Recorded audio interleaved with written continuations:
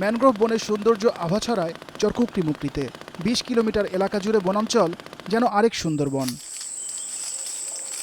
প্রাণী বৈচিত্র্যের জন্য আন্তর্জাতিকভাবে স্বীকৃত এই বনে আছে অ্যাডভেঞ্চারের হাতছানি। অভয় অরণ্যে ভীতচকিত হরিণ কিংবা বানরের দুষ্টামি ভাগ্যে থাকলে এমন নানা কিছুর দেখা মিলতে পারে। মূল নদী মেঘনার কোল ঘেঁষে ৫০০ বছরের পলি বুকে ধরে সৃষ্টি হয়েছে এই চরের। আঁকা বাঁকা রেখা এঁকে জাল বিছিয়েছে আরও অসংখ্য নদী। এখানে প্রকৃতির জাদু টেনে আনে পর্যটক, তবে সুযোগ সুবিধার অভাবে মোহ কাটে অনেকের। আর এখানে আসা মানে টাকা থাকলেই যে খাওয়া থাকা যায় এরকম কিছু এখানে নাই। তো এই জন্যেই যে যতটুকুই আমরা আসি আইসা আসলে অস্বস্তি বোধ করি। এখানকার বানর হরিণ আমরা দেখতে পেয়েছি, বনমোরগও দেখতে পেয়েছি। থাকা এবং খাওয়ার সুষ্ঠু ব্যবস্থাপনা থাকলে অবশ্যই এখান থেকে পর্যটক আরও আকর্ষণীয় হয়ে উঠবে।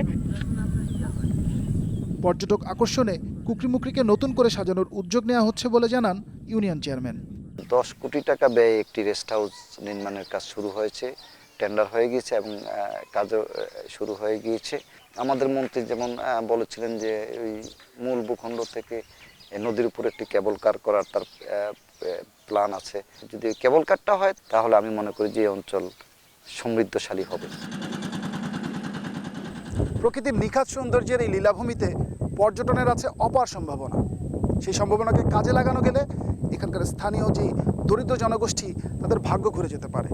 তবে সেজন্য সুযোগ সুবিধা বাড়ানোর দিকে নজর দিতে হবে স্থানীয় প্রশাসনকে। শেহাত সিন্ধু, যমুনা নিউজ, কুকরিমুকরি, চর ফ্যাশন, ভোলা।